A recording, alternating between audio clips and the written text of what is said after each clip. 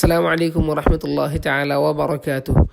যে সকল ছাত্র ভাইয়েরা মিশকাত বা দাওরা জামাতে পড়ছেন তাদের একটা কমন সমস্যা হয়ে থাকে, সেটা হচ্ছে যে রাবিদের যে নাম আছে, হাদিসের রাবিদের নামের যে দপ্ত আছে অর্থাৎ উচ্চারণটা কি হবে এটা আপনারা অনেক সময় সঠিকভাবে বলতে পারেন না, কারণ হরকত এটা দেওয়া থাকে না সব জায়গায়।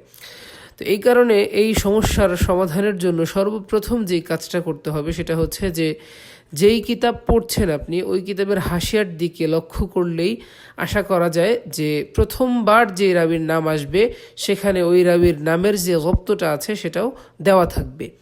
তো হাসিয়ায় লক্ষ্য করে আপনারা জব্তটা ঠিক করে নিতে পারেন। দ্বিতীয়ত, এই সমস্যাটির সমাধানের জন্য আপনারা একটা কিতাব মোতালা করতে পারেন, যে কিতাবটির নাম হচ্ছে আল মুগনি ফি দবতিল আসমা লি রওয়াতিল আম্বা। এই কিতাবটির মধ্যে আপনার কাঙ্ক্ষিত রাবির নামের জব্তটা খুব সহজেই পেয়ে